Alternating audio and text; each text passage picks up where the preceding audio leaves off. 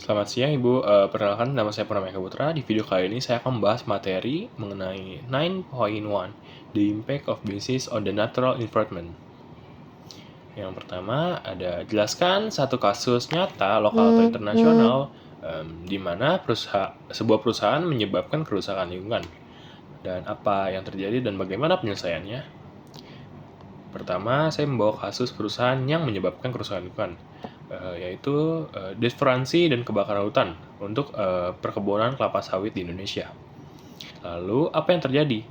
Beberapa perusahaan perkebunan kelapa sawit di Indonesia telah dikaitkan dengan praktik pembukaan lahan dengan cara membakar hutan, yang mengakibatkan kabut asap tebal yang meluas hingga ke negara tetangga seperti Malaysia dan Singapura.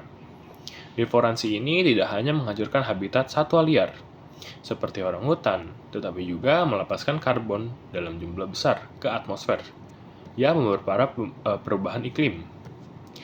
Lalu, apa penyelesaiannya? Yaitu, pemerintah Indonesia mengambil tindakan tegas dengan menjatuhkan sanksi hukum, termasuk pencabutan izin usaha di denda. Selain itu, banyak perusahaan kemudian berkomitmen untuk menerapkan RSPO atau Rentable on Sustainable Palm Oil dan kebijakan No Burn. Upaya pemulihan juga dilakukan melalui program reboisasi dan restorasi ekosistem. Tekanan dari organisasi lingkungan internasional dan konsumen turut mendorong transplantasi dan praktik berkelanjutan. Lanjut ke soal kedua, yaitu berikan satu langkah nyata yang dipakai atau diterapkan perusahaan di industri atau di daerah Anda untuk mengurangi dampak ekologisnya. Yaitu menerapkan sistem ekonomi sirkular dalam pengelolaan kemasan.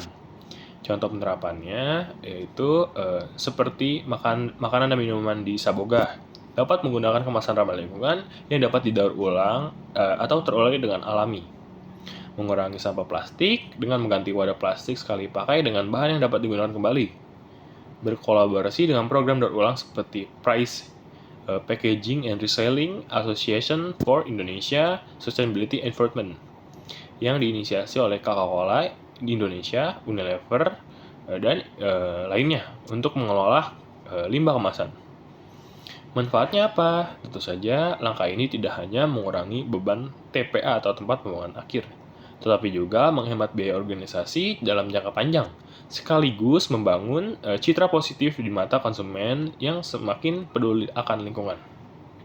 Kesimpulannya, kasus deforestasi dan inisiasi daur ulang kemasan menunjukkan bahwa kerusakan lingkungan sering dipicu oleh praktik bisnis yang tidak bertanggung jawab. Namun, dapat diatasi melalui regulasi, inovasi, dan kolaborasi multi pihak.